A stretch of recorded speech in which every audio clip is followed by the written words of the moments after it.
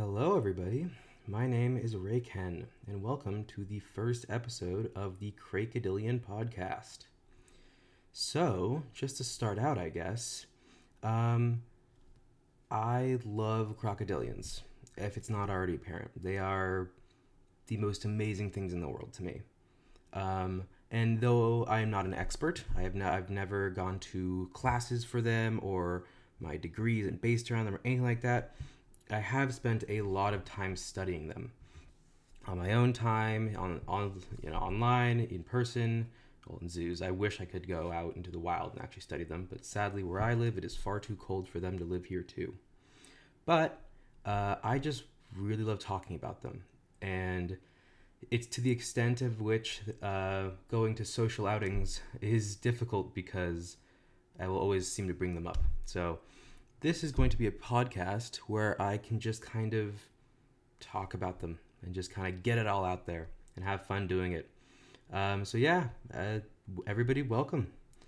Before this gets started in detail of the crocodilian content, I guess I will do a quick couple things. The first is I want to give a really big shout out to the first person is Pack, spelled P-A-A-K. He is helping me edit all of this because my computer is not very good and I have basically no experience with editing. So he is giving me a hand editing all this, and it is such a huge weight off my chest. So big shout out to him. The second person, or actually the second peoples I would like to shout out is the Hanner community. Now, Hanner is a streamer on Twitch, and her community has been a community that has, what's the word? Of course I'm forgetting the word now. Just been there for me along the way and supported me. That's the word I'm looking for. Supported me in creating this podcast and just been really kind and helpful through everything. So I'll leave her Twitch link in the description. Drop in, say hi. They're really, the community is really, really kind and supporting. And yeah, a big shout out to both y'all. Well, a big shout out to Pack and to the whole community of Hanners. Okay. So, a few more things before we fully get started into the content. The first is, you might be hearing it already, but my mic isn't the best. One thing I forgot to buy when I was getting my mic was a muffler, or I'm forgetting the actual term, but I think it's a muffler. I'm not sure. The big fuzzy part that goes on the head of the mic. Well, I forgot to pick one up. So, you're going to hear, it's going to be much more sensitive. You're going to hear some mouth noises and some, maybe me sliding my computer across my desk, stuff like that. And I really do apologize about that. It's been crazy with classes at the moment. I just had a midterm a couple days ago, so it's just been hectic. And the only place that I found nearby that sells mufflers it's a good hour and a half bus ride. So I'm planning to get one before the next episode comes out, and so hopefully it'll sound a lot better. But thank you very much for putting up with this. And if you're not putting up with this, if you're just going to cancel off the video, I totally understand. I know how annoying that can be. So yeah. Okay. All right. So I think those are the main things out of the way. So the last thing I want to talk about before we get going is just about this podcast in general. So my current idea at the moment is to have this podcast basically be fairly long running. And this is my setup at the moment. I'm going to have this first introductory one, which, if you clicked on it already, you probably saw the title, but it's going to be all about kind of the basic anatomy of crocodilians, very basic. And this is not going to be centered around any crocodilian in specific. It's going to be just very basic.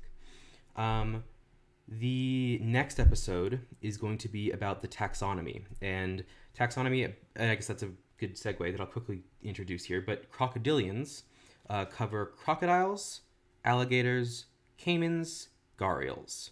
And I would also include false gharials, and some people wouldn't. And we're going to go into detail about that in the second episode. From that second episode, I'll probably also include alligators in that second episode, along with just the taxonomy. And the way I'm planning to do this is to have each of those episodes focus on a group. So I'll have alligators, and then I'll have caimans the next episode, then gharials the next episode, then a couple episodes dedicated to the types of crocs. And we'll go in through there. Let's see, what else? I guess the last thing will be, I guess one other thing, is that after I'm done with all of those crocodilians, I'm planning to move on to prehistoric crocodilians. So if you're interested in that, let me know. And uh, also, I mean, this is, I'm not set to do it that schedule. So if you guys have any requests for certain episodes, or you want me to change around the schedule at all, just ask me. I really am not set on a certain type of crocodilian. I just want to know more about them. So if you have any questions, or if you like, for instance, if you just want to have a whole episode about a single part of this anatomy that I'm talking about, let me know and I'll make it happen. Right? This schedule, this topics about the episodes, anything about that is all up to you guys. So just let me know. And yeah, any questions, just put them in the comments and I will answer as best as my ability.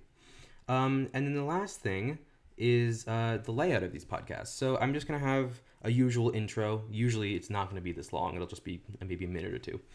And then the next part is going to be kind of the news, updates, and questions. So if there's a bunch of questions in the comments that are just asked over and over, I will incorporate it into the episode just to clear that all up. If I had forgotten something in the previous episode and somebody either pointed it out to me or I realized afterwards, I'll go ahead and pop that in.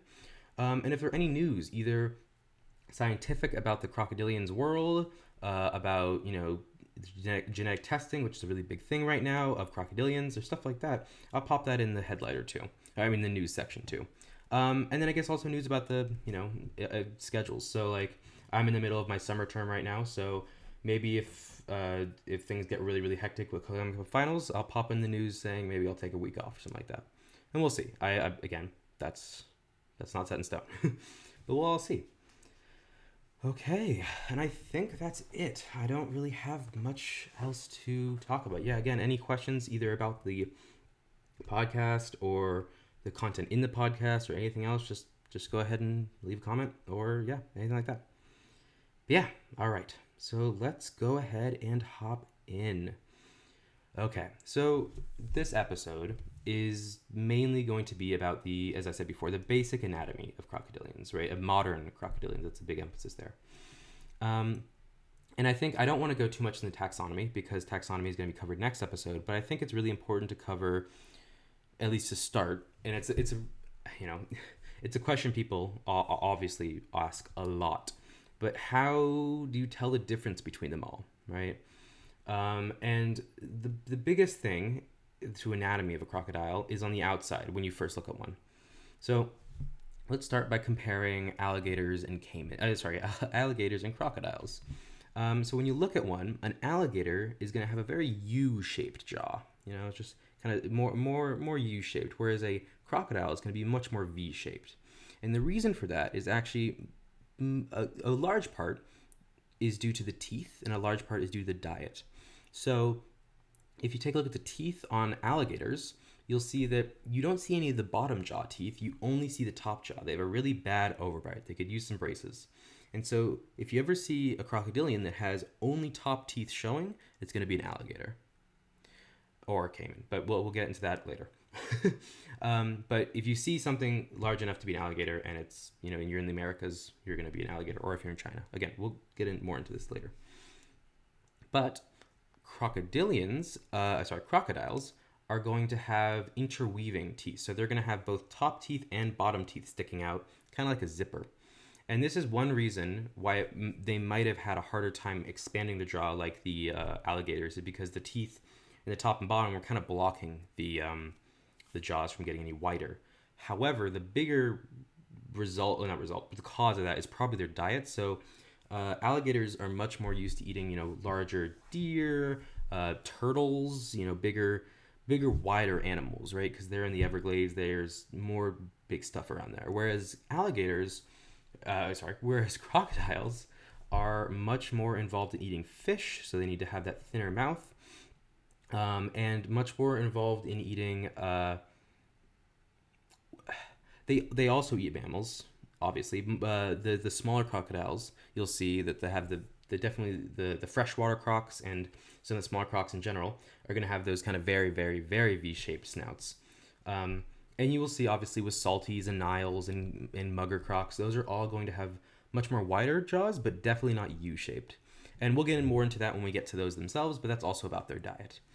So just, I guess, to clarify, because I often overcomplicate, alligators can have a much more U-shaped jaw with an overbite, whereas crocodiles are going to have a much more V-shaped jaw with interlocking teeth that come out. Okay, so that's the first thing that comes out. We'll talk more about gharials later on, but if you ever see a crocodile that has an absurdly thin snout or a big bump on his nose at the very tip, that's going to be a gharial, and those live in India. And we'll talk more about those later. But I just want to quickly cover alligators and crocodiles because those are the two big ones that people talk the most about. And when we get into taxonomy, we'll talk more about the detailed how to make differences between caimans, how to make differences between gharials, and all 5 types, every together. But yeah, so that's the first part covered. Now let's get more into the actual anatomy. First part is to just get out of the first part of the actual anatomy, get out of the way, is the body plan. Now, crocs and alligators and just crocodilians in general are built for 3 main things. They want to stay warm or keep their body temperature proper. They want to get food, and they want to protect themselves. Those are the 3 big things, okay? And then that's any part of their anatomy is going to play into those 3 aspects always. And crocs need out, so they're endothermic. So oh gosh, now I'm forgetting the term. They're either exothermic or endothermic. I'm gonna say this is, of course I didn't write this down. Exothermic means it's releasing heat, so I think they're endothermic. I don't know. Well, I'll come back to that. You know what? Go to the comments, and I will criticize myself and put the actual thing that they are in the comments below. But what I'm trying to say is they cannot keep their own body heat at a constant level like we can. Now, we do that by eating lots of food, and eating food burns calories, brings our heat temperature back up, stuff like that, right? Crocs can't do that. They can't level out their body temperature, so they need warmth from other places, getting it from the sun, right? And getting it from their food. So that comes at a different place, right? So that comes into part later on. But that's what I say when I say staying warm. That's what I mean by that. Okay, so I guess crocs are often thought about in a lot of different ways. And crocodilians are they're hard to study. They're very hard to study. And the reason for that is compared to something like a lion or a shark, it's because they take a lot of money and resources to study. If you're going to study a lion, a lion compared to a good-sized salty or Nile croc are very small. And then sharks, for the most part, are also pretty small comparatively. If you take, crocs, which are very hard to see, and you have to kind of really wait patiently to see them, or they'll get you, and they're just very dangerous, right? And they need a lot of supplies, right? And I guess I should clear up. I'm not saying the other 2 aren't dangerous. I'm saying that crocs are kind of in a weird category of their own because, they kind of live around us very closely, whereas lions don't do that much, and sharks do to some extent, but not a huge extent. And they're also, they're built for stealth. That is, we'll get into that, but they are built for stealth to get food. So we'll come into that. So people have to be really, really careful about them. Unlike sharks, or most sharks at least, who don't go after humans and just accidentally bite them thinking we're something else, crocs don't mind eating us. And I'm a lover of crocodiles, and I'm never gonna hate on crocs for it, right? But it is something that should be stated. If they are big enough to eat us, they will, right? We aren't exempt. And we'll get into reasons why later, but we're not exempt off their menu. They're also, they're very big, so they need tranquilizers, and they need large amounts if they're going to sedate them enough. On top of that, we'll get into this more later, but tagging them is really difficult, and we'll talk about more why later. And the other part is they're big animals. If you get, a big, like a medium-sized salty can get upwards of 15, 20 feet, right? Well, 15 to 16, 17 feet, right? And that's a big animal, and you need cranes to flip it, or a lot of people to flip it. If you're trying to get over, like flip it on its back or flip it on its belly, it's going to take a lot of people. And on top of that, their skin, and we'll get into this later, is very tough. So cutting tools or stuff like that to actually dissect, or even to like take out tumors or to keep them healthy, they break easily. So if you don't have the right tools, it's not really possible, right? On top of that, relocating crocs isn't a good idea, especially the bigger crocodiles, right? Of all, I guess I'm gonna keep saying this, but I mean by when I say crocs is either crocodiles or crocodilians. I need to get back into the term of just using crocodilians because that means the whole five group. But in this term, I do mean crocodilians. But relocating them is very difficult. The reason for that is, I guess I need to take a closer look, but it has been proven in salties that they have an amazing homing sense. So there have been studies done to prove that they take a salty out of one place that has people around it. Maybe that salty was attacking people. They bring it to another. Oh, sorry. By salty, I mean saltwater crocodile. They take that saltwater crocodile out and put it somewhere else in a different part of the continent, different part of the river, whatever, and it will find its way back to the original spot. It's been proven a couple times, and the even farther downside to that is that if it's not relocated properly, whether it starts heading back to its own place, or the zoo or containment that it's been put into is not good for it, it can become extremely aggressive. And it is a big, well-known fact that in Queensland a little while ago, in Australia, a big saltwater croc was shot by some, I guess I wouldn't say poachers because it's legal, but they were shot. The saltwater crocodile was shot, but because it was the dominant male of that region, it caused more deaths and fatalities because the younger males started becoming more hyper aggressive, fighting one another and attacking anything that came in close to the water in order to try to get to the position that that croc that was killed was in, that kind of dominant male situation. So messing with them and relocating them, messing with their food chain of their own species, right, can be really, really difficult. And that's where a lot of issues come into play with interacting with, the public about it. But that's where I'm going to stop about there for now, because I want to save that for taxonomy, because we're going to cover those topics when we go through each one. So yeah. Okay. So a few quick points before we go into the actual organs and stuff and like overall, but crocodiles' muscles, and we'll focus on the skeletal muscles, right? The skeletal muscles of the crocodile are almost all anaerobic. And if you don't know what that means, it just basically means they don't need oxygen. And what that means is that they can exert a very, very, very large amount of force, but only for a short period of time.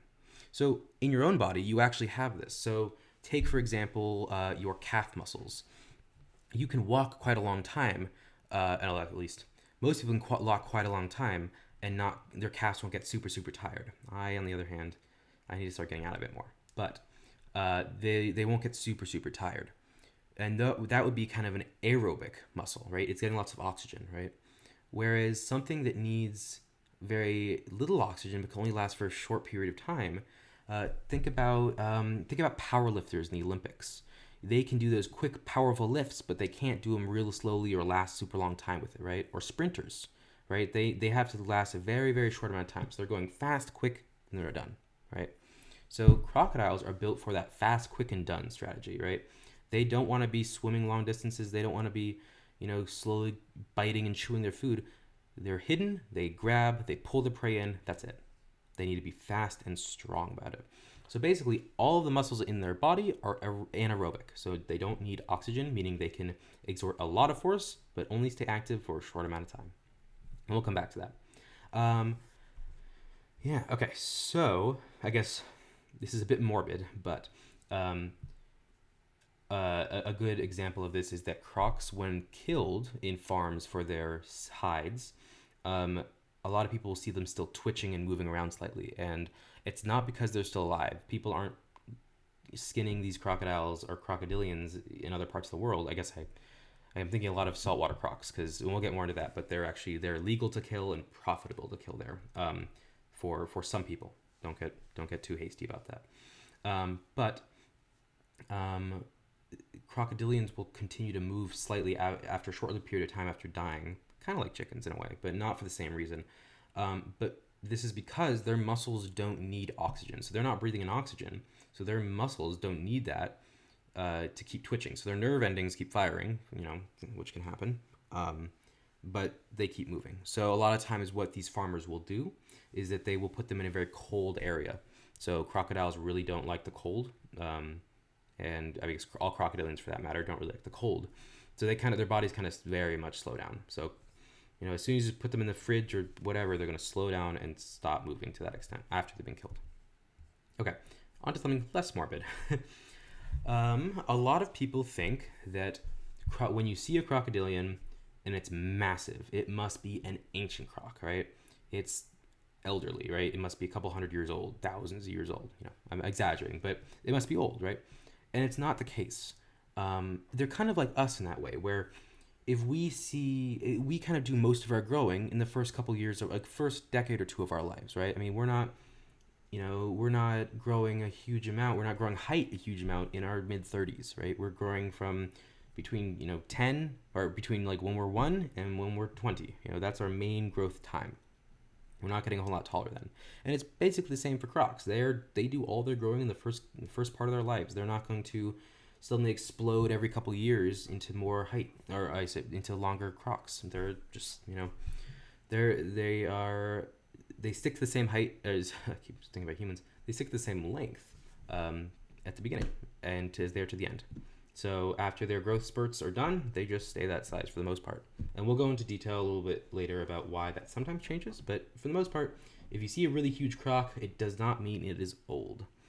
However, and we'll talk more about this in the next episode, crocodile bones will actually give an indication of how old they are. And the reason for that is any crocodilian, I apologize. I mean crocodilian bones, not crocodile bones. Crocodilian bones can give a very, very, sometimes very good estimate of how old they are. And the reason for this is that any crocodilian that lives in a place that has a winter, so basically the farther they are away from the equator. So American alligators have a winter, right? Weirdly enough, Australian saltwater crocs have a winter, right? But as soon as you get into those islands, right north of Australia and stuff like that, it gets a little more iffy, right? However, crocodilians that live in an area with a winter, you can tell how old they are by looking at their long bones. And now, the reason for this is, during the winter, they stop growing. It's too cold for them to grow. They can't do a whole lot, so they stop growing. And their bones just kind of stay where they are. And then when comes the summer, they start growing around again. So it actually leaves these rings almost like a tree. So you can count the number of rings and then equate it to how old they are. And we'll get, and then I guess the last aspect to this is that alligators grow faster than crocodiles.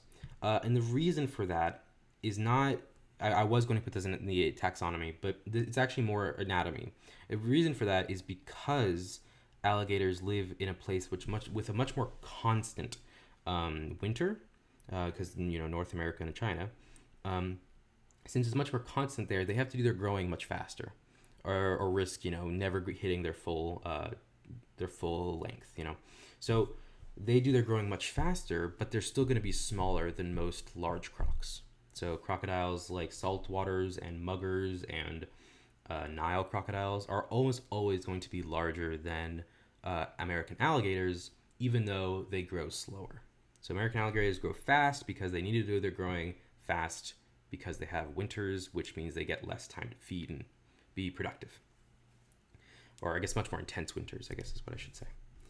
Okay, so I'm thinking about later dedicating a whole episode to the mating and young life and breeding of crocodilians, but I thought I'd give some background here because it did come up in my research quite a bit about the anatomy. So one thing that I thought was interesting was that the testes of the crocodiles, of all crocodiles, actually, they develop from the kidneys in the embryo. So the kidney pieces, parts of the kidneys become the testes. And they're located in a weird part. They're located in kind of the back, well, it's hard to say, I guess, near where you would, they're located near the back of the crocodile, like near the spine, kind of tucked up in the back. It's very strange. But studies have shown that in a clutch of crocodile eggs or crocodilian eggs, actually the study was done on American crocodiles, but it's thought to be throughout American alligators, excuse me. The study was done throughout American alligators. You're gonna have to excuse me. I just got back from a long day of a 3 hour long class, so my brain is a little shot right now. But stay with me. I'm getting there. There was a research project done of American alligators that showed that for one clutch of alligator eggs could have up to three males contributing to those eggs, 3 different males. So it means it's much easier for genetic diversity. And I guess to not bring up climate change way too fast, but crocs and their genders are determined by the temperature that they hatch in. So if it's around 30 degrees Celsius, which I think is around 90 degrees Fahrenheit, and below, the crocs, well, to a certain extent, too far under, the eggs are going to die. But 30 degrees and a little tiny bit below, and the croc eggs are going to hatch all female. 34 degrees Celsius and above, a little bit above, not too far, you don't want to boil the croc eggs, are all going to hatch males. So the perfect way to do this is to have it just kind of in between, kind of fluctuating between 30 and 34, just here and there, right? So it kind of divvies up what crocs are which genders. The issue comes with global warming that as things start to heat up in certain places, it puts a huge amount of stress on the males because there's going to be more and more of them. And making less females, making the males more aggressive, making it impossible for them to breed properly. And so there's a big worry there. But we'll come back to that later, right? I mean, not the latest episode, but later in the future. I do want to kind of put an episode of the global warming effects on crocodilians and just in general. Okay. So, let's see. And I guess still on breeding. I think everybody's seen pictures of this, but have you guys seen the big pictures of like crocodiles and alligators and their big pouch below their mouth, or the pouch in their mouth? You can kind of see it, that they carry their babies to the water in.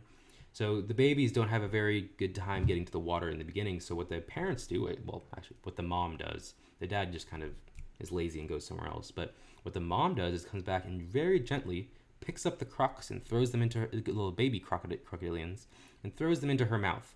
But she keeps it, when it doesn't hurt them, they keep them in the back pouch. You can kind of see them when crocs lift their head up. It's like a big pouch under their chin. Keeps it a pouch and just takes them to the water. And then after that, they all swim away. The only crocodilian that can't do this is the gharial, or gharial, however you pronounce it. And that's because its mouth is way too shallow. So it just, all the babies climb on the back and takes them into the water. Very, very simple. Okay. All right. Now we're into the actual anatomy. Sorry, I just want to get those few things out of the way at the beginning because I felt as if, I felt as if they were important to get out of the way at the beginning and needed for later, but they weren't the big juicy bits. Okay, now let's have some fun. This is the fun stuff. All right, so now you and me and all of us, we're all sitting around an autopsy table, right? And there's a big crocodilian in front of us. So now we're going to dissect it. Let's start with the brain. So crocodilians have a pretty small brain to rest of the body ratio, right? Compared to us, they have a very small brain. They are intelligent. There's been documented cases of them using tools. We'll come into that more later when we actually talk about the crocodilians that use tools. They have been documented cases of them learning how to follow different color visualizations and how to learn from that, as well as learning their own names, the human names given to them. Or pet names, I guess is a better word for that. So they do have some intelligence, but they're not the most intelligent creatures, obviously. However, they have a massive olfactory nerve. The olfactory nerve for them, it's not as big as something as like a great white shark, right? But it's still very big. It's much bigger than ours and possibly even better than dogs. But this olfactory nerve allows them to have an incredible sense of smell. Now, this sense of smell allows them to pick up on many things. And the big thing that allows them to pick up on is the scent glands that come out of these glands under the cloaca and under the mouth of the crocodilians. They rub these glands up to talk about territories and stuff like that. And we can't smell it because humans have an horrible sense of smell and pretty bad eyesight. It's fine. It's pretty mediocre vision. But we have horrible smell. So we can't smell it, but it is blatant to crocodilians. Um, Other parts on their head are their ears, and it's weird for a lot of people because you don't look at a crocodilian and say, "Ah, what nice ears you have there," because they're very hard to see. The ears are found just behind the eyes. They're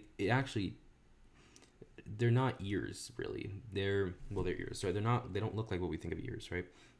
They're actually just basically a fold of skin that you have to pull up, and then you'll see this opening into their head. And that's their ears, right? So unlike us that actually have skin on the outside that kind of pokes out, and we say, ah, there are your ears. Very nice ears. Crocodilians, they just have kind of a flap covering them rather than a flap sticking out. Yeah, so they're interesting that way. And they have reasonably good hearing. They have a really, really, really good hearing for low frequencies. So things like another male croc rumbling, or something thrashing around in the water trying to escape. That's a big thing. An outboard motor of a motorboat. Those are all big things that draw them very fast to them.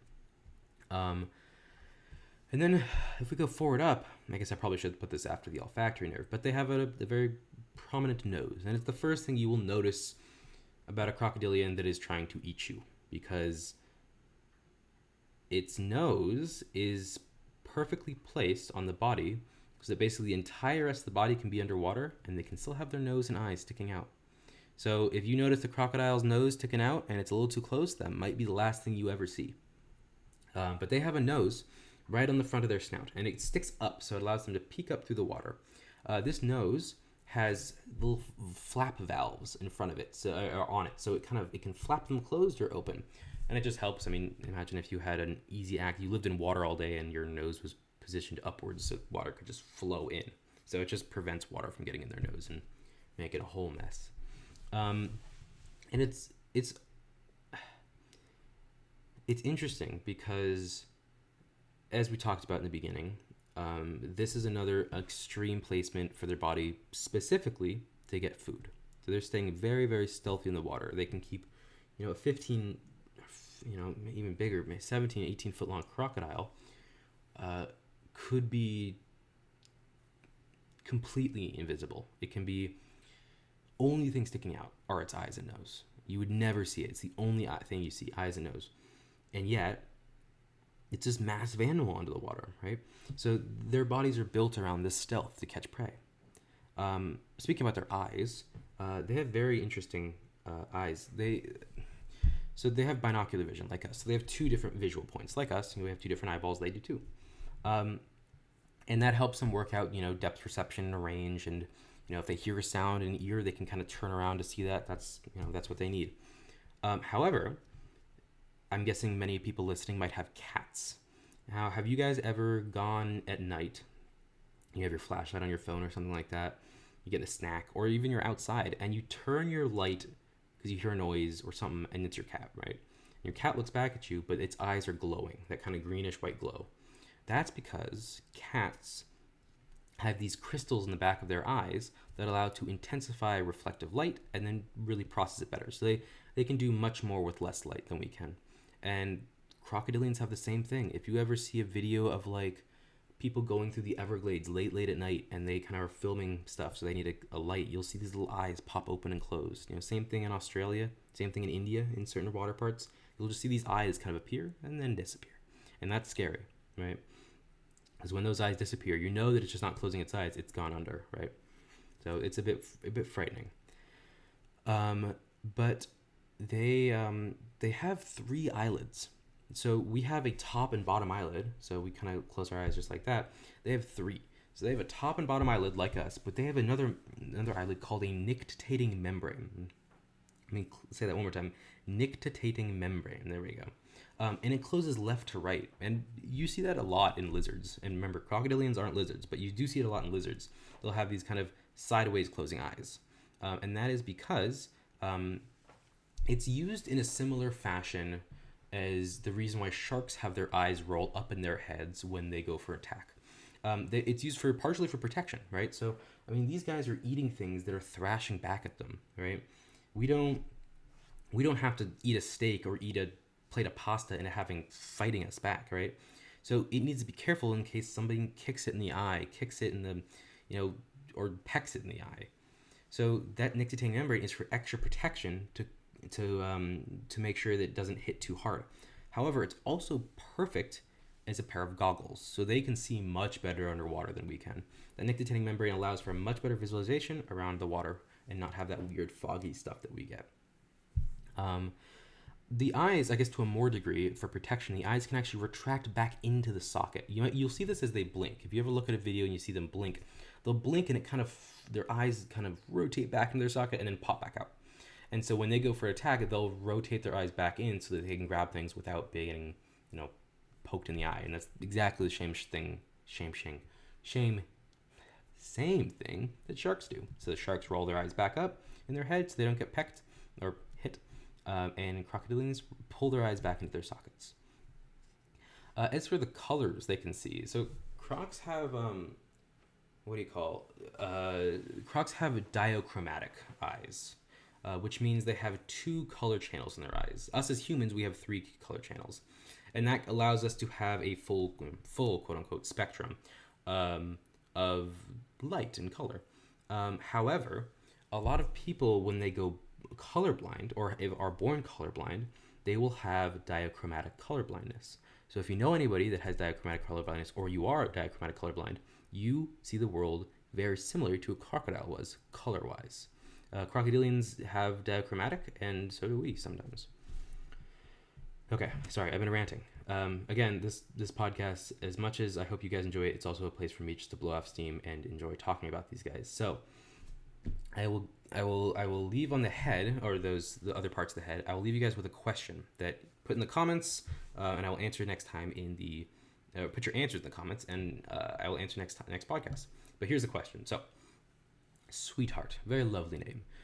He was a 17-foot long, or 5.1 meter, saltwater croc who was responsible for a number of attacks on motorboats between 1974 and 1979.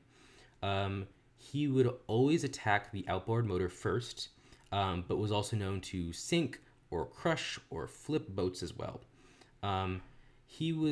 His name is a funny one. His name was, he was named for the fact that he was the dominant male of a place called the Sweet Lookout Billabong. Billabong is just a kind of a place of water in Australia. I think I gotta look that up actually. But he was the dominant male, so he was the heart of the Sweet Lookout Billabong.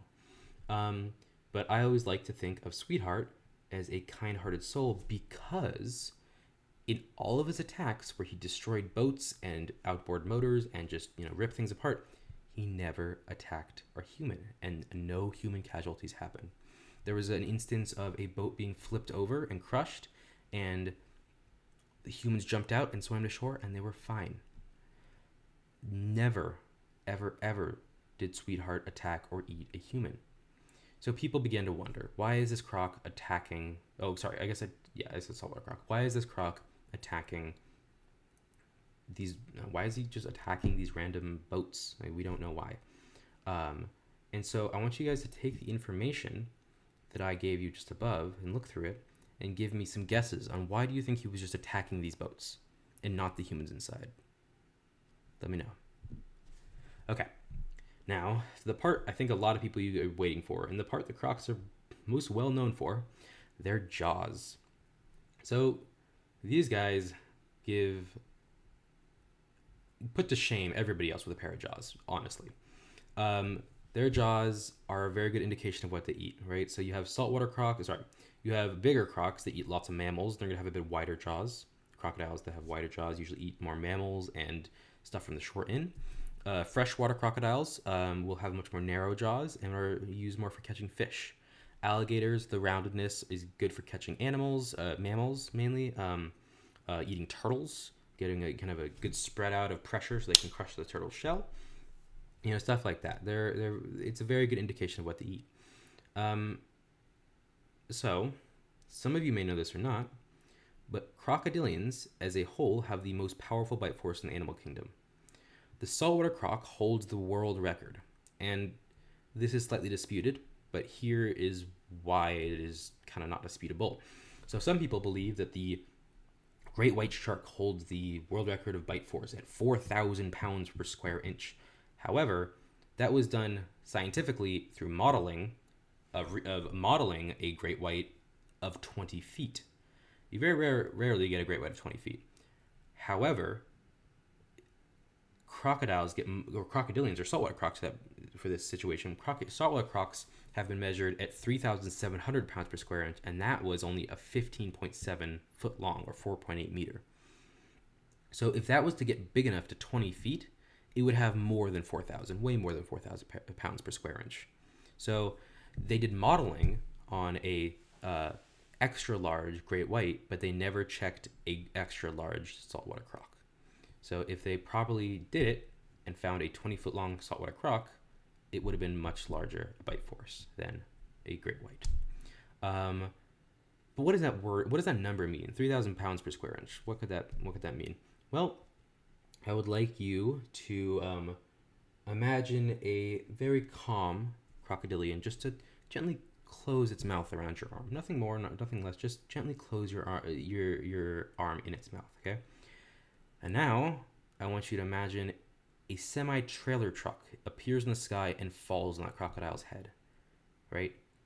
It closes its mouth with the force of a semi-trailer truck being dropped on the crocodile's head. The bones don't break, they shatter. Nothing gets out of that. No turtle shells survive that. No bones survive that. Nothing survives that. When they bite down on something, it is the most force on the planet of a bite force. 3,700 pounds per square inch. It's a lot of force. As a comparison, humans have 160 pounds per square inch. Just a bit more, a little bit more. More than 10 times more than us. So, why? How? You know, why do they need this much? How do they create this much? Why? So, we need to talk about, to think about this, we need to talk about how they eat, right?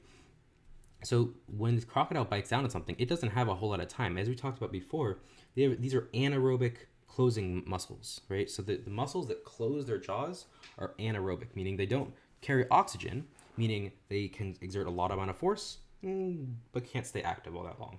So they can take a whole lot of force down fast. So it means if something is in their way, like a gazelle or a deer, they grab onto it and they hold onto it for dear life, right? That thing's gonna be quick kicking, running off, trying to at least, but it can't, right? As soon as it clamps down, there's not much it can do. So crocs then will need to get into water or deep water so that they have the higher ground in that situation. When it does reassert its biting force on whatever it's biting, they only have around 90% of their original strong bite force. So it does, as you can see, I mean, those anaerobic muscles can't keep that power for very long. I guess I should clarify. By reasserting, I mean, we don't just take one bite of our food, or we don't, grab onto something once. We have to reassert ourselves so we get a better position. Same thing if you get a bad position on a handshake, or not a handshake. If you get a bad position on a suitcase, you might reposition your hands. When they bite down the second time on whatever they're trying to eat, it's only around 90% of their original bite force. Now these muscles, and we won't go into too much detail. If you guys want a separate episode all about crocodilian jaws, absolutely, I will absolutely do that. But yeah, so these muscles pull down the top jaw very, very fast, right? There is not much you can do. It's a very fast process. However, they have the muscles that open their mouth are actually aerobic, so they need oxygen. And the reason for that is they need to hold their mouth open if they're sunbathing. So that means that these anaerobic muscles for closing are used for a lot of high force and very fast, but these aerobic muscles used for opening the jaws are used for long periods of time, and so they need to keep oxygen flowing through them, right? So crocs can sit with their mouths open for hours on end, but can only close their mouths with that amount of force for a short amount of time. That's what I'm getting at there. But they have amazing jaws. If we can do a whole episode on that, I'd be totally down. But the teeth are another extra thing. So you might have noticed that crocs don't have, well, they obviously don't chew their food, right? They need to swallow their food whole. So their teeth are designed for that purpose. Their teeth are these cone-like shapes, and they vary between species around 60 to 110, depending on the species. And they're sharper in the front of the mouth than they are in the back, and that's just for, if you grab onto a deer that's running away, you might only get the tip of it, or the tip of your teeth might only catch it. You want those to be the sharpest, so you can hold on tight. And they're duller in the back. But they're designed, and this is, again, with nature and its understanding of physics beyond any of us, they're designed to hold any force or handle any force from any direction. So they can be pulled sideways, back, forward, wherever, and they're going to stand strong.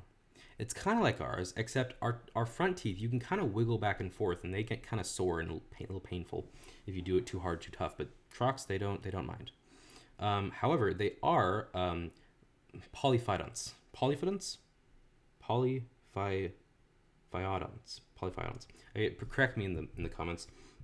I've done all of my research in my head, or not me. I read it all to myself in my head, so I haven't had to pronounce it. I'm very bad at pronouncing, but basically what that word means, polyphyodonts, is it means that they have multiple sets of teeth. So they're kind of like great whites in that sense. They can kind of circulate a new set of teeth whenever they need it. So quite often they'll get kicked in the face by a gazelle, or something will struggle too much and an old tooth will fall out. And a new tooth is just behind, waiting to push it back through. And so they almost always have a full set of teeth because that's how they survive. Their teeth are essential. There is a croc researcher, I'm forgetting his name now, who once said that a croc can gum you to death, but you'd be much easier getting away. They can still crush with the bite force, but there wouldn't be as much holding, right? They couldn't really hold anything there. Let's see what else. Yeah, I guess I don't really want to go into too much detail right now about different crocodilian diets, because I really want to focus on that in the taxonomy episode. So we'll come back to that. However, one interesting aspect is if you look at us and look at lions, look at sharks, all of their closing mouth muscles are positioned high on their head, and that's used to kind of get a better pull on it, right? However, if crocodilians had their jaws, if their muscles positioned that way, it would make their head poke out of the water. Their head would be a little too high. So in lieu of that, they pulled their muscles all the way back to kind of the back side of their jaw, and that allows them to keep a stealth profile in the water while also getting a very, very strong bite force.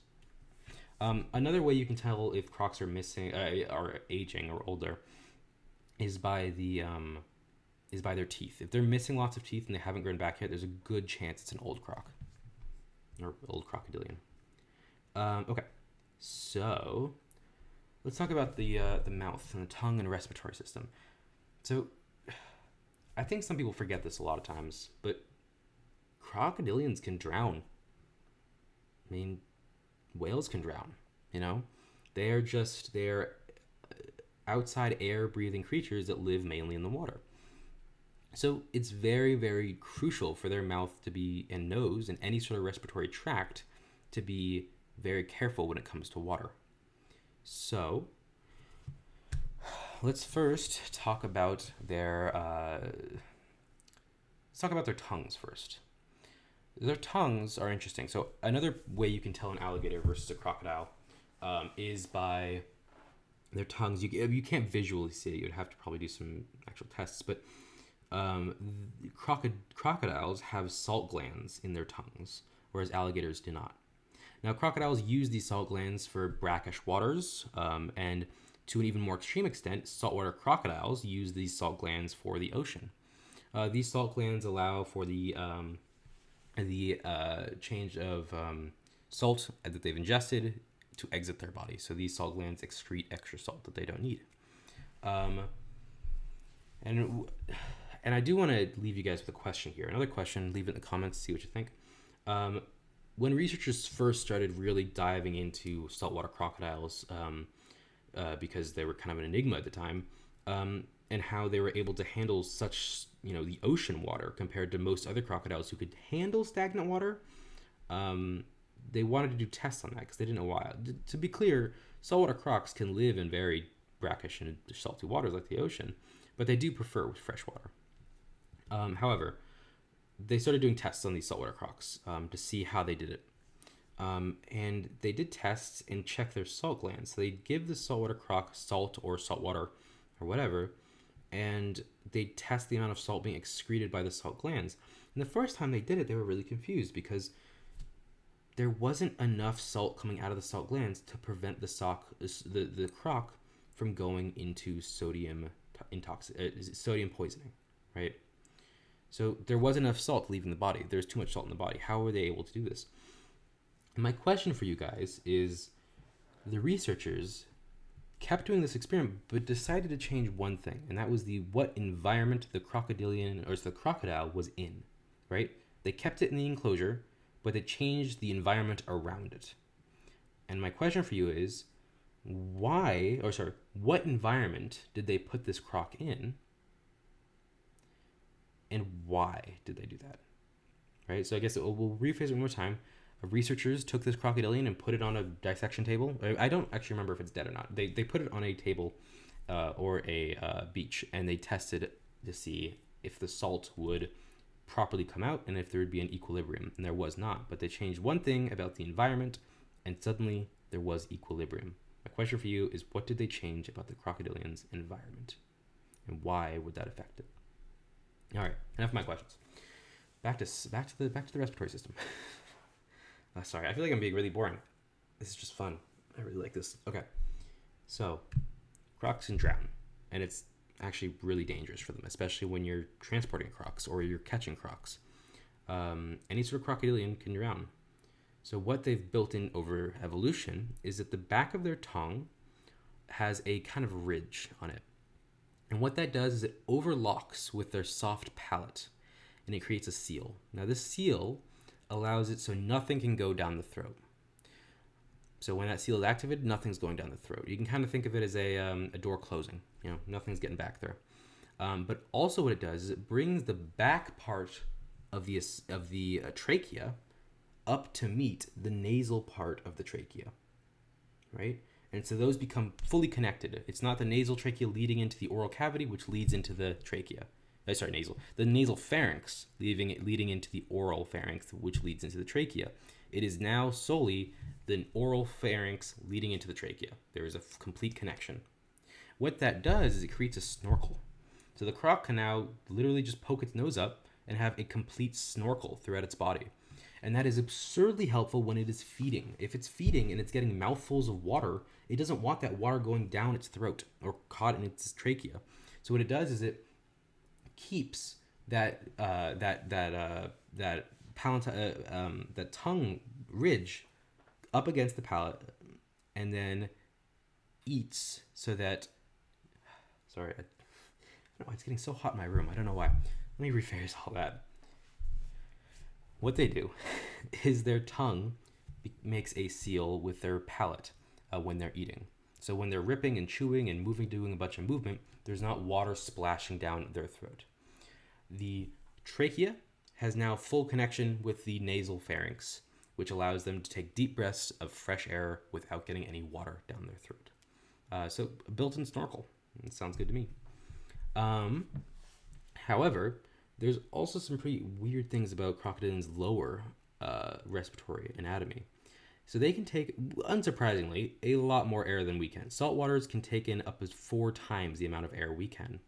And weirdly enough, the lungs aren't rigid.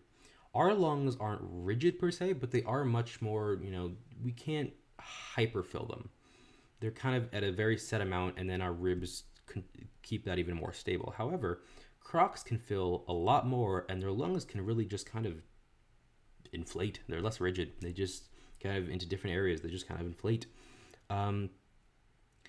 But what makes them so impressive is their diaphragm muscle. Now, everybody, while you're there, I want you to take a deep breath and do a belly breath. Okay, belly breath. And you'll feel your belly poke out. And you'll take a deep breath out, and then it's going to come back in. And the reason for that is your diaphragm muscle, when you take a deep breath, it pulls itself down into your belly a little bit. And that allows your lungs to expand a bit more. But what it does do is it pushes everything out a bit. So your intestines, your stomach is getting pushed out, so that's why your belly increases in size a bit. However, crocs have something a little special. Crocodilians have a piece of their diaphragmatic muscle that goes all the way down to their pubic bone on their pelvis. Now, what this allows for is this pubic bone just grabs the diaphragm, this pubic bone attachment grabs the diaphragm and can pull it down. It can contract and pull it down, which can increase the lung capability and lung size by 15%. This means they can stay up underwater for much longer periods of time. However, it also does something extra cool. What it does is it changes the point of buoyancy. So if you've ever seen a croc suddenly just dip underneath the water, there's no ripples, it doesn't swim away, it just falls. That's what they're doing here. They're not letting their air out, they're just pulling their diaphragmatic muscle back, allowing their lungs to increase in size, and pulling their lungs back slightly to allow them to tip down into the water. All right, and that's all that is. So as they fall back down to the water a bit, they just disappear. There's no swimming involved, no nothing. They just disappear. However, in correspondence to that, if they did that all by themselves with no changes to their trachea, what would happen is their trachea wouldn't be long enough. So it is thought that this trachea has a loop in it, and you can kind of see it. If you fall down a croc's anatomy, you'll see a big loop in the trachea right before it hits the lungs. The reason for that is thought that it gives it doesn't become very tense when the diaphragmatic muscle pulls down. It allows for a little bit of a give, right? So the lungs can pull down a bit without the diaphragm basically becoming hyper extended. So it gives a little extra room. And just like us, though, the trachea is covered in these cartilaginous rings, which prevents the croc from choking after swallowing. So if you've ever, you obviously can't breathe in when you're chewing, when you're swallowing, with that first part of swallowing. But once the food gets into your mouth, into your throat, and you've swallowed, you can start breathing again. That wouldn't be possible if there weren't these cartilaginous rings. And the reason for that is that the food would block the trachea. So you'd be going, trying to breathe while this food moves down into your stomach. So these cartilaginous rings prevent that closing and just allow us to breathe while we eat. And same for crocs. Okay, moving on.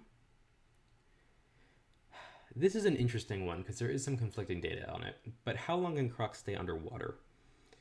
If we take a big saltwater crocodile, I'm talking a reasonably big one, 17, 18 feet long, and about 5-6 meters maybe. If we take him or her, well, actually it would be him. We'll talk again about sexual dysmorphia. Oh, is that the right word? I think it is. The difference in size and anatomy between the genders of crocodilians later on. But if you take a big croc, 17 to 18 feet, and let it just chill out and have a nice day and have it reasonably cold outside, for a croc, reasonably cold, and then put it underwater, it can stay underwater for about an hour to an hour and a half, which is a really long time. However, if it's struggling and freaking out, or it's super hot outside and the air in its lungs start expanding, they can only stay down for around 20 or 30 minutes. And these are large saltwaters. It varies between different species. And we'll go through that when we go to the taxonomy. Okay. One other thing, this is random, but I found it out while studying it, and it's really cool to me, was that snakes only have one lung. The lung just kind of just sits inside a snake, which I thought was very cool. Anyways, I thought that was interesting. This is an interesting one. Crocs don't. So you might have heard this, depending on where you live, but croc meat, or actually alligator meat, is mostly used in America. If you're in other places, I guess it would be crocodile meat, is quite healthy in the sense that it doesn't have much fat in it. If you take a piece of beef, or if you took a cross section of us and took a look at it, and a piece of beef, you would notice there are fat pieces going inside the muscle, or at least getting kind of surrounding the muscle, or kind of close to it. That's not with crocodilians. Crocodilians have separate fat bodies around their body, so they just have just big storages of fat, not in the muscle, not around the muscle, just in clumps around the body. Some in the tail, some in the abdomen, just around. And these fat bodies are what allows them to, in time of starvation, they just use these fat bodies. In the same way that we store fat in our body, they store it in very just generalized locations instead of around our muscles, or inside their muscles for that matter. So that's why a lot of people say that croc meat is healthy per se, is because it doesn't have a lot of fat in it. But what that does do is it makes it very easy to overcook it, and it becomes tough. So only cook your alligator meat or croc meat for around 2 minutes, or it gets too tough. However, they do. This is an iffy, but how do I say this? They don't burn a whole lot of energy. Is the main thing. I mean, think about it. They don't do a whole lot. I mean, they kind of just chill in the water and wait. And they have big jumps of action when they're taking down prey, but they just kind of chill. So they don't burn a whole lot of energy. So the only time that they're really needing to eat is when it's hot outside, because then the crocs become more aggressive. They need more food. So the most attacks to humans are during the hot seasons, when crocodilians become much more aggressive. Their eating habits, most people know, but actually, hold on, let me correct myself. Most people know the basics of their eating habits. So, as I said before, they can't swallow their food. They can't chew their food, so they need to swallow it whole. So what they do for that is they just basically take a bite, and they'll either do two things. They'll do the first is shaking and lifting. So they'll kind of pick it up and slam it down, pick it up and slam it down.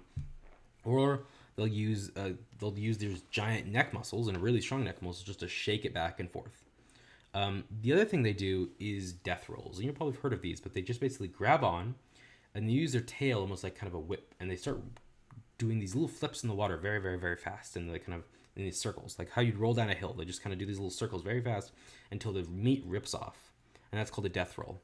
There's a very interesting video out there. You can probably find it. It's this woman who's I didn't get the context on it, but there's this video of a birthday party. I think it's a birthday party of like elementary school kids, and I this has to be somewhere in the south of America, because it's an American alligator, and like they bring it to this birthday party, and like they have a handler, and this woman is the handler. And then while she's not looking, I haven't seen the video in a while, but I think she looks away while her hand is reasonably close to the alligator's mouth, and it grabs it, right? So she has a very big alligator, or actually reasonably sized alligator, on her arm, and it goes into a death roll. And what this death roll is just it's rolling over and over and over. And she does something very smart. And I don't know if anybody does jujitsu here or anything like that, and she goes to full guard with it. She pulls herself around it, and she hangs on with it. And the reason it's really important that she did that was because if she didn't, the croc's rolling would have been too fast for her body to handle, so her hand, or probably her elbow, would have just popped right out, and the alligator would have eaten it.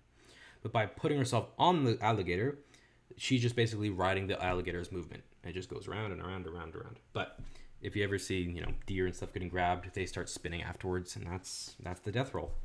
But those are all used by their absurdly strong back and tail muscles, and we'll talk more about those in a bit.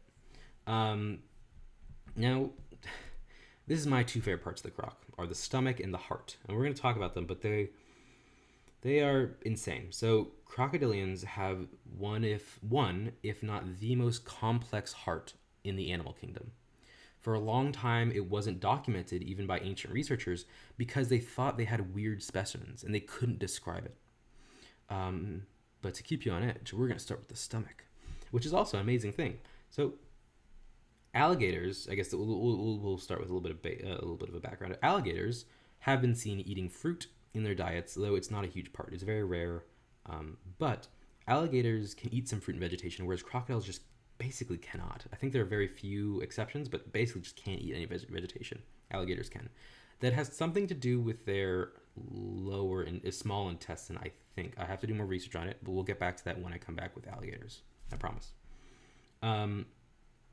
Alligators and crocodiles alike, actually all crocodilians, also eat rocks. You might have heard of this in dinosaurs and birds. They'll eat rocks to help their digestive processes, kind of help break stuff up and stuff like that. However, it also helps change their state of buoyancy. So if they're too buoyant in their stomach, their butt's just going to float back up to the surface, and you'll be able to see the whole croc and its tail and its body. So having a little extra weight in there, it helps to bring them back down a bit. It's not like the center of what changes their buoyancy, but it's helpful for them. Crocs and alligators and all crocodilians, unlike us and unlike cows, unlike most other animals, They are built to waste nothing. When they eat something, they basically eat all of it. So let's say, for example, it takes in a large piece of a deer. Let's say it takes the entire leg of a deer. Okay. It will digest the bones. It will digest the skin. It will digest the muscle. It will digest the fat. It will digest parts of the hoof. It will digest everything. The only thing it can't digest is the keratin and fur. And it will actually cough those up as a hairball. You're finding out more and more about how your cat is more like a croc than you thought. But yeah, crocodilians cough up hairballs. Large crocodilians can cough up hairballs the size of softballs. Like big pieces, big chunks. But they just don't waste anything. And the reason for that is, let's start with their stomach anatomy. Unlike most other reptiles who have kind of just an enlarged tube, which is their stomach, crocodilians have a full bag, which is their stomach, kind of like us. Their stomach is more like ours than it is other reptiles in a way. But basically, you can think of it like a U. The esophagus comes down and enters the stomach, and to leave the stomach, unlike us, where you just kind of exit through the side, you have to go back up to the top and leave through there. And there's a very good reason for that, because the crocodilians don't want anything leaving unless it's fully digested. If it's not fully digested, they don't want to leave it in the stomach, because then they get other issues. You don't want a bone in the middle of your intestinal tract, right? That's going to hurt. It'll kill you. So what they do is they have a very large opening from their esophagus into their stomach, but a much smaller opening from their stomach into their small intestine. And that allows for things just to stay in there and digest. If it doesn't want something in its body, it will throw it up. It's not going to let stuff pass through that it doesn't want in its body. People have found toy cars from like kids who have thrown stuff into zoo enclosures in their stomach still. They've found pieces of metal. They found license plates. They've found shotgun rounds. They've found animal collars, which is really awful to say, but they have found animal collars in the stomachs of crocodilians that just stay there because either they can't cough it up properly or they're just haven't done it yet. So very little comes out.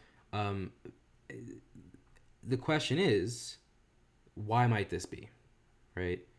Why are they able to digest everything? You guys ever tried to, swallow a piece of, bone? I haven't, but it probably comes out later and it's very painful. But how are they able to digest bone? How are they able to digest hoof and skin and all this stuff? The reason is because they have stomach acid that is 10 times, let me rephrase that, 10 times more acidic than our stomach acid. And they produce 10 times the amount of stomach acid that we do. Okay, that's 10 times more acidic. And that allows them basically to just eat rotting meat. So we'll talk later about some of their eating habits, but they basically will, actually I'll just talk about it now, but basically when they want to, they will, if they're too full, they'll bury or hide their food underwater. And that does a couple different things, but first thing, it just basically starts to rot. And you wouldn't want to eat that, but a crocodilian has no problem eating that. So it'll just swallow that up whole. It has nothing to fear there. So as that starts to rot, it becomes easier for its digestive system to take in. So it lets it rot for a bit and then eats it.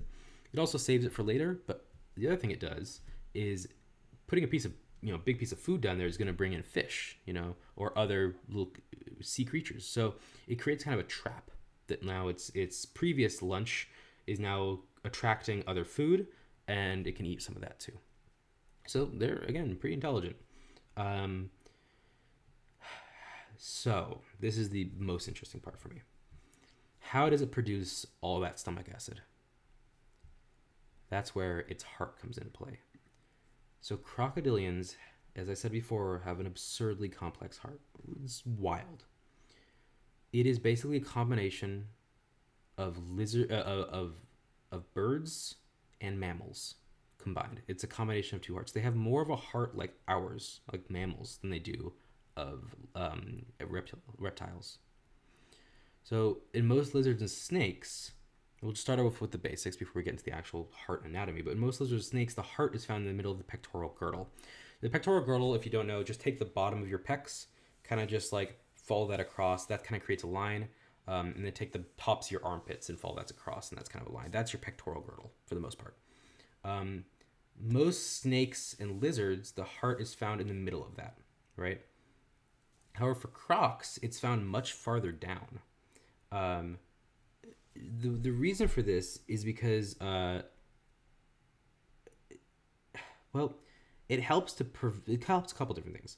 The first thing is it helps to prevent the heart being blocked off by any big pieces of food coming down the esophagus. So if you're swallowing an antelope leg, if it hits the heart or pushes up against the heart, it might make it very difficult to swallow properly. So it's found much deeper. It's found in primitive snakes and turtles as well. This lower positioned heart, and it just allows for a safer situation while they eat. It's the same reason why the heart is kind of buried into the liver, which again, this hasn't been proven, but many researchers have thought that it is due to this to prevent the heart from getting interrupted while eating, heart beating at least. But here comes the interesting part. So for anybody who doesn't know, our heart is pretty simple in its basics. We have ventricles that basically allow the blood to flow into us, and then gosh, I almost said aorta. They have ventricles, and I'm in a kinesiology class. How am I forgetting this? Ventricles bring in. Oh my gosh. Aorta. No. Hold on, let me just look this up so I don't have to do this. Pack if you're listening. Atriums. Oh my gosh. Pack if you're listening. I know if I ask you to cut this out, you probably won't listen far enough in to do that. Or you'll just keep it in because you know it makes me look silly. Do what you think is funny. But anyways, the aortas. Oh gosh.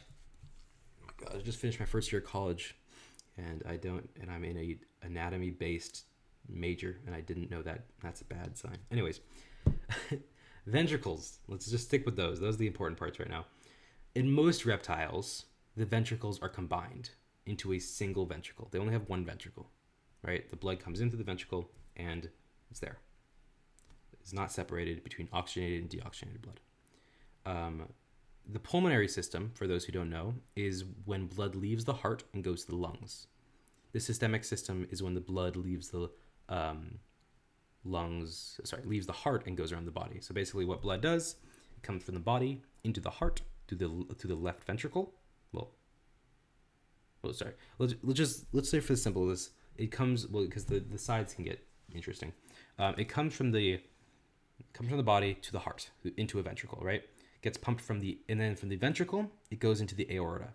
Now remember, this blood, it just comes from the body, so it doesn't have much oxygen in it. It needs more oxygen. So then it goes from this aorta and gets pumped to the lungs, and this is through the pulmonary system. The pulmonary system brings the lungs the blood get more oxygen, comes back into the other side ventricle, goes into the other side atrium, and then, this is the important part, if you snoozed off for that, that's fine, it gets pumped through our left aorta. Now we have a left aorta. It pumps our blood around our body. So crocodilians, like us, have both a left and right ventricle. They're not combined like other reptiles. They're more like us. However, here's where things get interesting. In birds, you have a right aorta.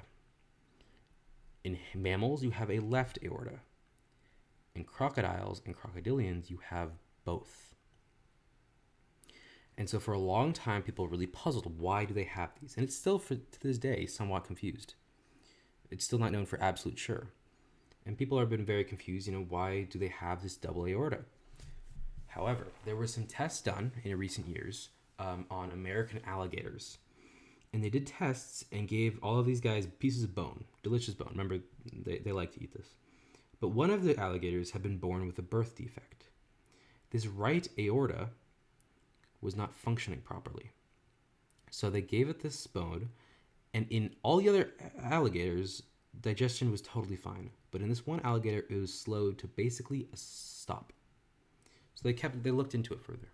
And what they found was that inside this right aorta, there was inside the systemic system that would bring blood back to the heart, this right aorta had a valve, and this right aorta came out of the systemic entrance, so where deoxygenated blood came in.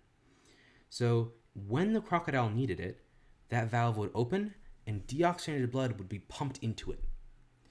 One of the places it would be pumped to would be the stomach. That's because this blood was very, very high in CO2, and CO2 is a key ingredient in stomach acid. So it is thought that this extra aorta is used to pump blood to the stomach to increase stomach acid productions to digest large pieces of food.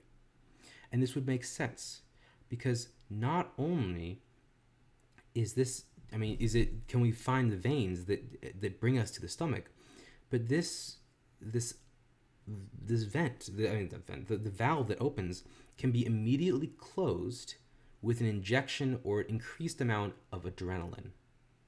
So why does that mean anything? Well, think about if you're a crocodilian and you're trying to digest something, right? Our bodies, you might know this or not, have two things called a sympathetic and a parasympathetic system. The sympathetic system means we got to run. It's our fight and flight. We got to run. We got to do something else. When our sympathetic system is activated, we stop providing blood, or we stop providing so much blood to our digestive system because we don't need it at the time. We need to get out of whatever situation we're in. We're scared, right? You know, if you're being chased by a bear, you don't need to be digesting your PB&J you had for lunch. You need to be running. However, we have another system called the parasympathetic system. And this sometimes people call the relaxation, well, let's see, what's the good one? Relaxation and digestion. Or, okay, there's a better one. Relax and digest was one of the ones. I don't know. I just say relax and digest. But that's when these guys would use that, right? So our sympathetic system, the one that we use our fight and flight for, can be triggered through large amounts of adrenaline. And same for crocodilians. So it can be closed off if the croc needs to run, if it needs to flee, if it needs that blood urgently to be sent around the body to other places. But if it's just chilling out, digesting its food, that right aorta can stay open. Okay. Now, on to, well, okay, actually, I shall add this. This isn't the only thing that right aorta does. It also provides a situation where it stops blood returning to the lungs when they're underwater. And that's because after the blood has made its cycle through the body, even though it has much less oxygen than when it left, it still has some in there. You know, you didn't take all of the oxygen out of the body. So opening up that valve allows for blood to exit the body and travel around, exit the heart and travel around the body again to provide the rest of its oxygen to other places. And that just allows the croc to, or any sort of crocodilian, to stay underwater longer because they don't need to use up other oxygen as fast. They can use it, you know, at a steadier pace. Yeah. I don't know. I think that's so cool. I'm guessing like half people have turned off the video or like are not listening at it. That's okay. That's so cool. Oh, I love it so much. Okay. Onto their blood. Their blood's really interesting, actually. If you're ever interested and you want a podcast about them, or you just want to ask me questions, ask me about hippos. Hippos are my second favorite animal, and I can talk about them for hours. Less than crocodilians, but still a lot about them. But crocs and hippos often live in the same environments of dirty, muddy water, right? And if we lived in dirty, muddy water and we got cut, we'd have a lot of issues. We'd get infected extremely fast. It could become, dangerous. We'd have to cut off our arm. A lot of bad things. So animals that live in these muddy, brackish waters, not brackish, but muddy waters, need to have really, really good antibiotic properties. And crocodilian blood does have that. To the extent of which, not only does it have an amazing antibiotic properties with some antibodies that are being used to this day, it might even have, and there's been some research to show this, HIV and AIDS fighting properties. So there are actually crocodilian farms, or mainly saltwater crocodile farms, to provide leather and meat. But there are also croc milking farms, which are used, obviously, reptiles don't produce milk. They're used to, at small intervals, they'll take a croc or whatever crocodile they have, and they'll take some blood out of it. Not enough to make it hurt or anything like that, just some. And then they'll let it rest, right? And then when it's recuperated after a couple of weeks, maybe they'll take a little bit more blood. And that blood is used for testing on antibiotic properties, to help save lives and help a lot of different things. So a lot of times, these animals that we think are very deadly and stuff like that have a lot to offer us in terms of like kind of making our own lives better. The question is, do we make their lives worse in the process of making our own lives better, or do we help them us out in the same way? Become different. But yeah, so last two things I'm going to talk about for this podcast. I'm not sure how long we've been running. My computer's over in the other corner and I can't see it right now. Something like an hour, 20 minutes. Holy shit. Okay, well let's try to wrap this up. Okay, the skin. We went to the inside of the croc. We had some fun. Let's go to the outside. The skin of the croc is really interesting. So let's take salties. I think this definitely happens with salties. And I think for most crocs it's actually true. Most crocodilians, excuse me, it's true. But if they live in clear water, their skin will turn darker to better hide themselves on the ground floor. But if they live in cleaner water, if they live in darker or murkier water, their skin stays the same color because it doesn't really matter. They're still not going to be seen too well. Which can actually affect it when it comes to farming them. There was a big question recently because back in the old days, it didn't matter what the croc skin looked like because you could still make croc skin purses, whatever, alligator skin purses. It didn't matter the color. I mean, it didn't matter what water it lived in because the color didn't matter. However, nowadays it's becoming a bit more of an issue because now we're getting, people want different colors. They want pink, they want green, they want all these colors that a really dark croc skin wouldn't do very well with. Right? If you had a really dark croc skin, it'd be very difficult to get this really nice pink or green on it, right? So farming often now they'll change the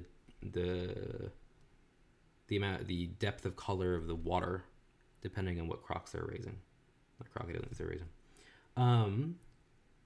One thing that is interesting to me, though, is there's a lot of methods people use for skinning and tanning crocodilian leather, but a lot of them are very, very, very similar to the ways that the ancient Egyptians and the indigenous people of Australia did. And I mean, these are ways that like the ancient Egyptians used this crocodile skin and the scutes as armor. I mean, this is how they went into battle, and this is good protection. And that's because the scutes, it's just kind of the bony plating. You'll see it on the back. On the back of all crocodilians, you'll see these scutes. On the belly of a Chinese alligator, you'll also find them, but on no others. But on the back of of all crocodilians, you'll find these scutes, and these are bony, like basically armor that basically overlap one another underneath the skin. It creates a complete sheath of armor that doesn't have any holes in it, right? It's good armor. But it does something else for the croc too. As we talked about in the beginning, these guys need to sunbathe. They need to get warm. Their body will die if they don't get warm fast. So these scutes have an absurdly high amount of blood going to them. The reason for this is that when they're out sunbathing, these scutes act like solar panels. And basically this blood flowing through them is suddenly warmed up by the sun. And now that all this blood is being warmed by the sun, it allows them to collect more warmth from it and faster. In addition, they actually have on the back of their skull an occipital plate. I think that's what it's called. Oh, sorry, the cranial plate, but it probably would be on the occipital bone. But the cranial plate that is just right above their brain. And so what they will do is, you'll see this, you've probably seen this in pictures, you'll see crocs or any sort of crocodilian outside, and they'll have their mouth open, and they'll have sun, and it'll just sit there. The reason for that is because their mouth is open, it positions this cranial plate perfectly. The sun can just and hit it right in the back and start to warm up the brain. And as the brain gets warmer, the crocodile starts to, the crocodile starts to feel like I can move, I can start doing stuff, I can have a good time, right? I'm feeling lucky, I'm feeling good. And then it'll turn itself around, so its back is facing the sun. Oh, sorry, excuse me. So its mouth is facing the sun, so that the rest of the body the rest of the scutes can be warmed properly once its brain is hot enough and it has enough energy to start moving around. So that's kind of when they sunbathe and you see them doing that stuff. It's not just for like, oh, I'm just keeping my mouth open, I'm doing all this stuff. It's for a reason. It's to heat themselves up properly, and for some species, it's actually so that other animals like birds, like Niles used to this happen with Niles will keep their mouths open so that birds and other little animals can get in there and clean their teeth, prevent bad teeth. And so they're brushing their teeth. Don't worry about it. It's all good. Okay. Now, before we get to the tail fins, I do want to talk about the legs really quickly. So the legs aren't super useful in a croc, if you could imagine. On their front legs, they have four. On the front legs, they have 5 fingers, as you would say. As we do. But on their back legs, they only have 4 toes. So, which there's no 5th. However, the back legs are much bigger and stronger. The reason for that is the front legs don't do a whole lot of they need their legs for on land, right? So because they swim with their tail, they don't swim with their legs. So they're going to be climbing out on land and need to push themselves with their back legs. They don't pull themselves with their front legs. It'd be way too much weight. You can get crocs upwards of a ton that weigh a ton, and that they're not going to be able to pull themselves with their arms. So their back legs are used for pushing. So that's why they're much bigger. However, you'll see that they have claws on them. And a lot of people think, claws, they use to scratch and bite and whatever. Nah, those claws are used only for gripping. Those claws are not used for fighting at all. They're way too dull, and the other crocodilians' armor is way too thick for that ever to happen. So they're just used for that grip. Their heavy body needs that heavy grip, strong, at least stronger grip to hold on and pull themselves up. I don't know if I've said this before, but the biggest killer of crocodilians, other than us, are other crocodilians. Always. They are basically the top of the food chain apart from us.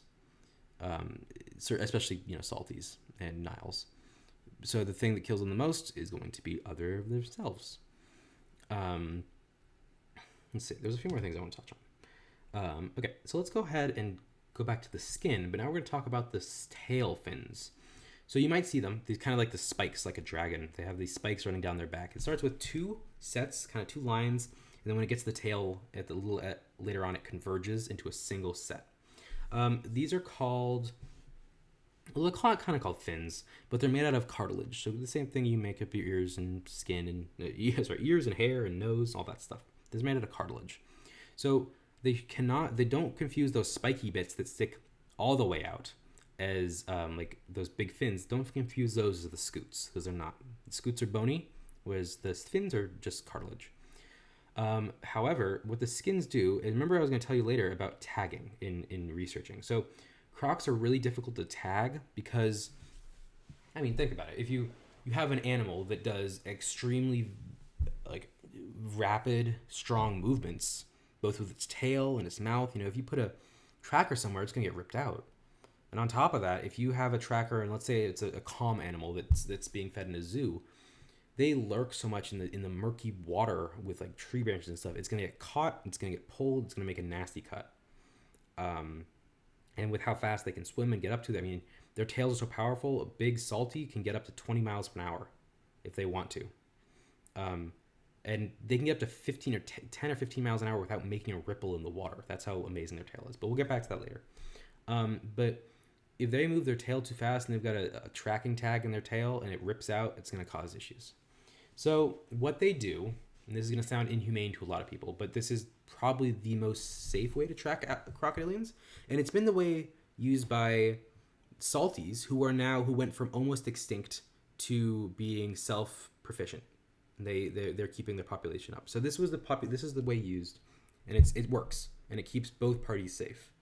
So what they do is they actually remove a few of these fins. So if you take to the tail, where there's only a single line of these fins, and you count up the number of fins up until you get to the removed one, that is the hundreds place, right? And then if you go to the left side of the one after it splits, the left side of the fins, count up until the one that's removed, that's the tens place. Do the same thing on the right side, that's the ones place. So if, let's say you were doing a saltwater croc tagging or research project, and you needed to know which croc you had just caught. Is it the one that might have eaten that guy, or is it the one that's right now about to lay eggs? Let's count it. You'd count back, so you'd say, okay, so there's 4 before the fin was removed.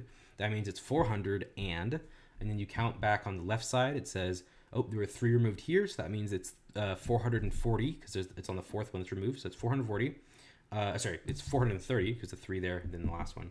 And then lastly, you take to the right side, and then there's 4 removed, so there's 444. So there we go. So that's how tagging goes.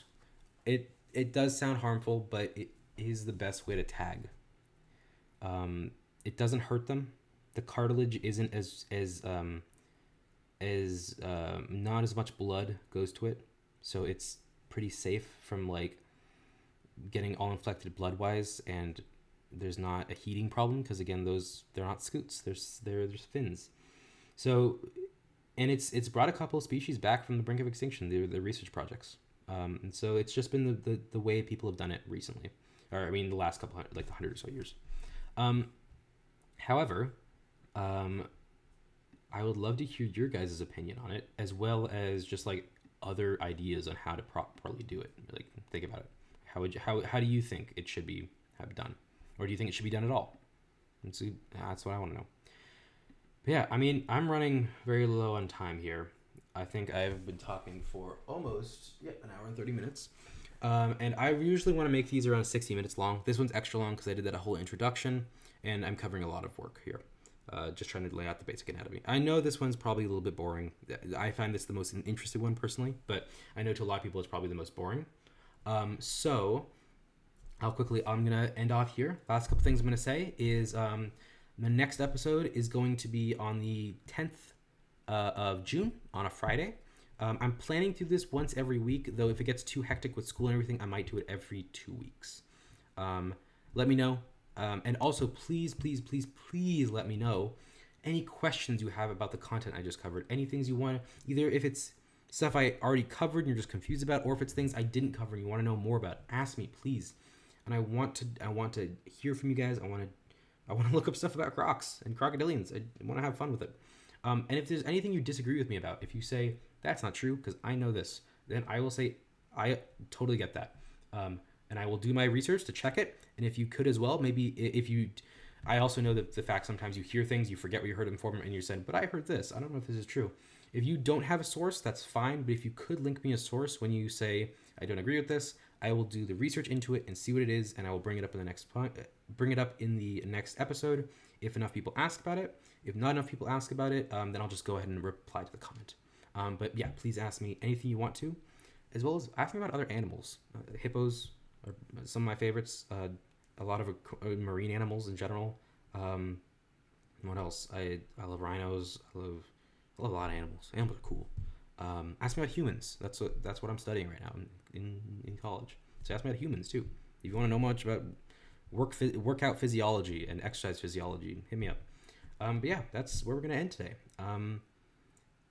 I guess last thing I want to quickly add. If you want podcasts about other things, like if you want a specific one about the jaws, that's fine. But let me know if you want it to be like taxonomy, then jaws, then another taxonomy, then a different thing, and then another taxonomy, or if you want however you want it set up, or just ask, right? And we can just go ahead and ask. This is a communal thing. I'm just having fun. I like talking about them. They're cool. But anyways, thank you all so much for listening, those who made it. I love you all very much. You're making my dream come true, just about talking about them. Thank you. See you guys next time. Bye.